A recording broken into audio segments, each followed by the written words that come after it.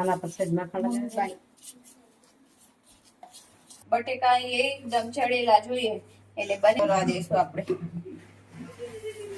10 minute થઈ ગઈ હતી લોટ તૈયાર થઈ ગયો તો આવી રીતે એનું લોયું પાડી આવી રીતે સંચર મીઠું અને મરચું નાખી દઈશું આપણે નમસ્કાર મિત્રો, કેમ છો? મજામાં? આપ સૌ કુશળ હશો એ જ શુભેચ્છાઓ સાથે અમે ખૂબ કુશળ છીએ, આનંદિત છીએ. આજ છે રસોડામાં પૂરી હલચલ, એક સાથે બે દીકરીઓ. તો મંદિરેથી જી આયા ગયા તો અહીંયા ઘણી બધી તૈયારી થઈ ગઈ છે. શું શું થઈ ગઈ છે તમને બતાવીએ. દ્રષ્ટિ શું બનાવે છે?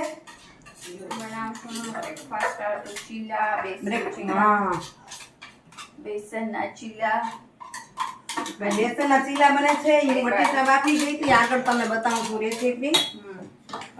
આલુ સેવ, આલુ સેવ બનાવવાની છે. એ તમને થોડીક રેસીપી બતાવું છું, થોડુંક દ્રષ્ટિ ભેગું કર્યું છે પણ માપ કહી દઈશ. અને અહીં બેસનના ચીલા માટે બેસન હું થોડુંક પલાળી ગઈ હતી, દ્રષ્ટિ તૈયારી કરી છે, થોડુંક બતાવી નજીકથી. એની અંદર કાંદા ટમાટર નાખ્યા.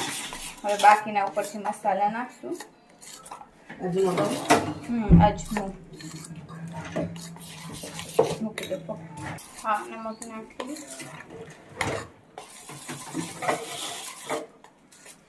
કાંદું અને ટમેટું મિક્સ કર્યું, ઝીણું પીસીને. કાંદું ટમેટું નાખ્યું. હવે આ મરચું કેવું હોય? તીખું? હા, તીખું, સારું તીખું. લાલ મરચું, થોડીક હળદર, અડધી ચમચી ધાણા પાવડર, સ્વાદ અનુસાર નમક અને એની અંદર નાખશો હવે થોડો અજમો વાટીને. બેસનમાં જ રાખવાનો, એનો ટેસ્ટ પણ સારો આવે ને પેટમાં પચવા માટે પણ સારો. હવે મિક્સ કરી લઈશું. પછી નમક એકદમ સારું જોઈએ તો ટેસ્ટ કરીને ઉપરથી નાખી લેવાનું. એની અંદર કાંદા નાખ્યા છે એટલે ધીમે ધીમે થોડું હજી 5 મિનિટ રહેવા દઈશું તો એ આપોઆપ હજી થોડુંક લૂઝ થઈ જશે.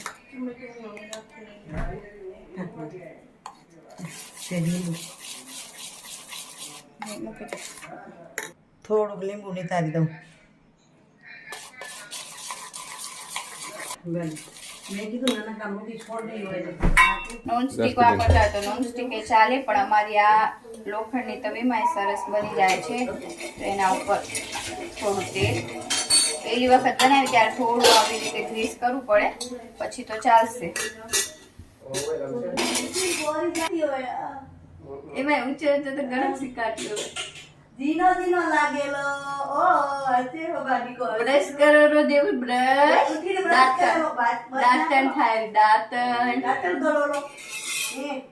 ઓ નાના કણજરાનું ઈ કરતે ભલે હસ્યો વાતું કરો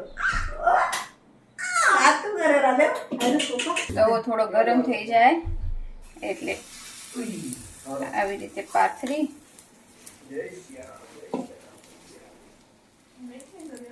આ થોડું લૂઝ જ રાખવાનું.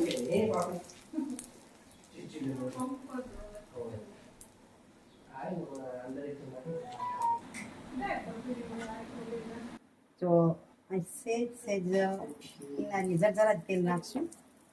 બીજી વાર તો તેલની જરૂર નહીં પડે.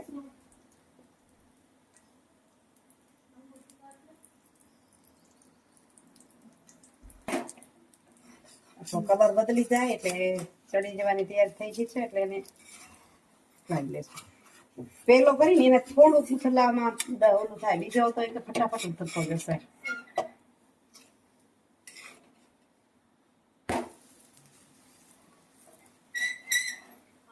આના પર સેજ માખણ લગાવી.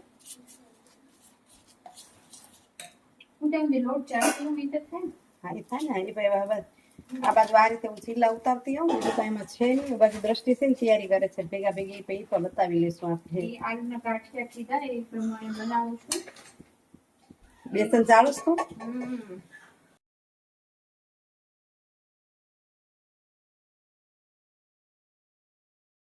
એ બાજુ તમને માખણ પસંદ ન હોય તો ઘી તેલ બધું લગાવી શકાય. મોટે ભાગે બેસન પર તેલ જ લગાવતા હોય.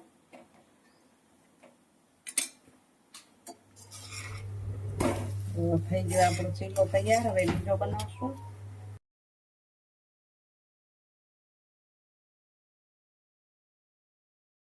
આપણે નાનો નાનો ને પાતળો બનાવશું.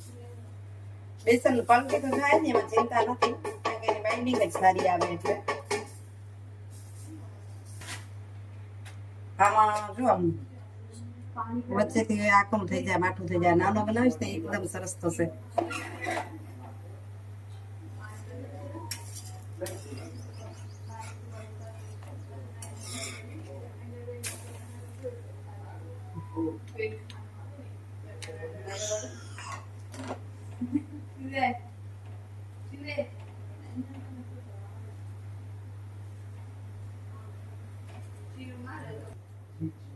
હવે આને પાછો પલટાવી લે. જો નાનો તો સરસ થયો ને.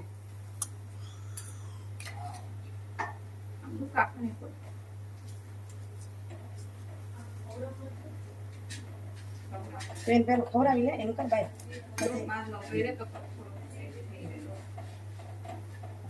ઉતારી લે. આલુ સેવ, આલુના ગાંઠિયા બનાવવા એકદમ સરળ. 1 કિલો પેલા હું અલગ માપ લેતી. 1 કિલોમાં 300 ગ્રામ કોર્નફ્લોર, ને તપકી ત્યાર લોટ કહેવાય, ને 300 ગ્રામ બેસન. પણ અત્યારે હવે નવી રીતના થોડા એની અંદર એવું 1 કિલો બટેકા, એની અંદર 500 ગ્રામ કોર્નફ્લોર મતલબ તપકીનો લોટ અને 500 ગ્રામ અડધો કિલો બેસન લેશું. ચાળી લીધો એ કોર્નફ્લોર ને ચાળવાની જરૂર ન પડે. નમક આપણે કાળું નમક હોય ને એ થોડું અંદર નાખશું, બાકી ઉપરથી છાંટવાનું છે નમક અને મરચું. એટલે હવે ધીરે ધીરે મિક્સ કરતા જશું અને લોટ બાંધી લેવાનું. બસ એટલું છે, કાંઈ નથી અંદર. આમાં શું હોય કે બટેકા એકદમ ચડેલા જોઈએ, એટલે બને ત્યાં સુધી એના લોટની અંદર મતલબ એના જ બટેકાની અંદર જ બંધાઈ જશે લોટ. પણ જરૂર પડે તો ઉપરથી થોડું પાણી એડ કરી શકાય. ઘણા બટેકા માર્કેટમાં આવે એ ઘણા કોરા હોય છે, એમ ઘણી વખત સૂકા હોય. તો ત્યારે આપણે ધીમે ધીમે બાંધતા જશું. જો બંધાતો જાય છે આવી રીતે લોટ. જો એકદમ આમ સોફ્ટ ની એકદમ કડક ની એવો લોટ છે, એકદમ મસ્ત છે. ઘણો વધારે સોફ્ટ હોય તો પોચા રહી જાય, ને કડક હશે તો કડક થઈ જશે. એટલે મીડિયમ લોટ બાંધવાનો, સરસ ગાંઠિયા બનતા હશે. અને હવે લોટને રેસ્ટ કરવા દઈશું આપણે.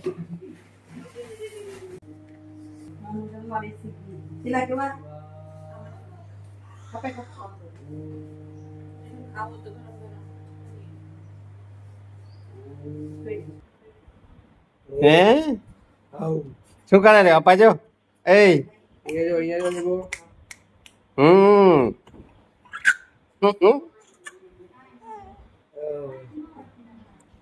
શું કરે રહ્યો? હા એ વેલો ઉઠી યાર વાત. હા હા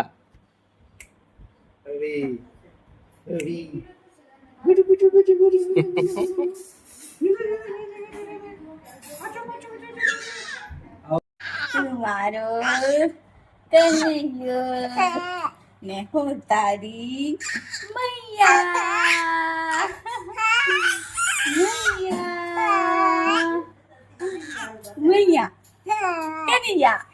કનૈયા મારો કનૈયો. તાર મોર પીછા કનુ કનૈયા મોર પીછ ક્યારા મોર પીછા વાળો દાંતણ વાળો દાંતણ કરી 10 મિનિટ થઈ ગઈ હતી. લોટ તૈયાર થઈ ગયો હતો. આવી રીતે એનું લોયું પાડી અને આપણે આપણો જે સંચો હોય જે પાડવાનો એમાં નાખી આવી રીતે રાઉન્ડ રાઉન્ડ ઉતારતા આવવાનું. પછી ઉપરથી એના ઉપર આપણે નમક, સંચર મીઠું અને મરચું છાંટવાનું છે. હવે જો આની ઉપર આવી રીતે સંચર મીઠું અને મરચું નાખી દઈશું આપણે. લોટ બાંધવામાં બિલકુલ ઓછું નમક નાખવાનું છે ને. બટેકા આલુ બાફી બટેકા છે એમાં તો બિલકુલ નહીં નાખવાનું.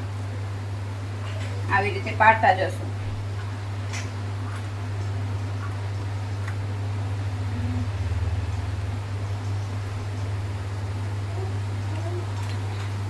દ્રષ્ટિ આવી ગઈ એટલે આપણે કામ થઈ ગયું ઓછું. ને નવી નવી રેસીપી બનાવે એટલે હવે આ કેમ તમે કરાય મમ્મી આને રોજ જોતા કેનું હા બસ આમ કરી લઈ હવે બસ આટલું ચડીએ છે હા સીધો સીધો જ આટો ચડવો પડે આવડી ગયું કેમ કે અમાર ઘરે મોડર્ન નથી ને અમાર ઘરે દેશી છે પણ એમ કે શીખવાડવું કે ભલે ને ગમે એટલું સારું આવડે તો મને એમ થાય હું માં છું મને શીખડાવું જોઈએ આજની પેઢી ભલે આપણાથી આગળ છે તો હજી મને એમ છૂટી નથી હું માં છું એમ ચાલો તો પૂરા ગાંઠિયા કરી લઈ અને મમરાનો નાસ્તો પણ બનાવવો છે તો બની જાય ભેગા ભેગું પૂરું થતું જાય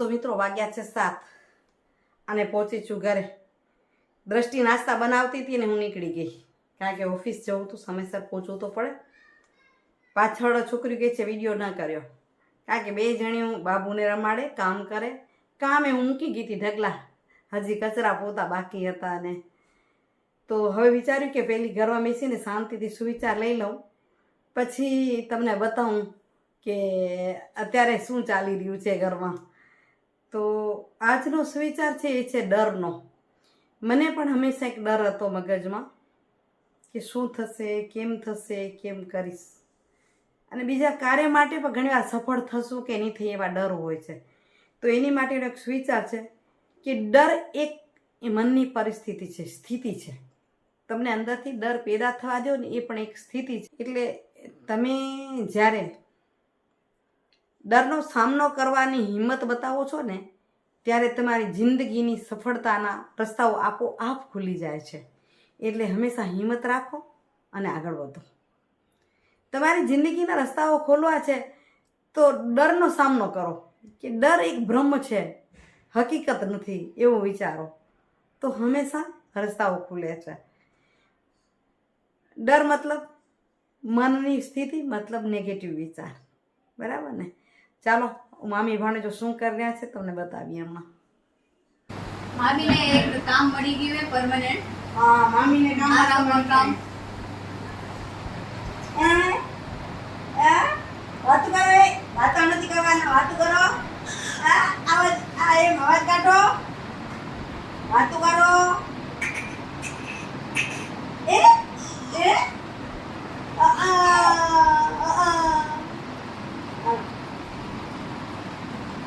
તો મિત્રો હમણાં તો આ રીતે રમવામાં ને રમાડવામાં દિવસ થાય છે પસાર મજા આવી ખૂબ આનંદ થઈ રહ્યો છે પહેલું તો ઝાટકો લાગ્યો કે દ્રષ્ટિને પાછળ આવવાની હતી માનસિક મને પણ એમ હતું કે એ પાછળ આવશે તો સારું કામ થશે કારણ કે આપણી તારીખ બહુ પાછળ છે અને એમના સાસુમાં એ જવાના છે એમની નણંદ પાસે તો એમનું પણ કામ થઈ જશે પણ એને ઓછીતું આવવું પડ્યું તો હવે ખુશી છે કે મોનુને સથવારો મળી ગયો છે ને કામ મળી ગયું છે પણ જે થાય સારું બરાબર ચાલો મિત્રો વિડીયોનું એન્ડિંગ કરું કાલે મળીશ સરસ મજાના વિડીયો સાથે ઇન્ટરેસ્ટિંગ વિડીયો સાથે લાગે છે ને હવે ઇન્ટરેસ્ટિંગ વિડીયો જો આ વિડીયો ઇન્ટરેસ્ટિંગ લાગતા હોય તો લાઈક સાથે શેર કરજો હો ને ફરી મળીશ સરસ મજાના વિડીયો સાથે ક્યાંક મોનોને રમાડશું ને ક્યાંક બાબુને રમાડશું ને ક્યાંક નવા મહેમાનની તૈયારી કરશું રોજ અને વળી નવા મહેમાન આવશે એને પણ બતાવશું તો આવજો મિત્રો જય શ્રી કૃષ્ણ જય જય ગરુ ગુજરાત જય ભારત અને જય હિન્દ બાય બાય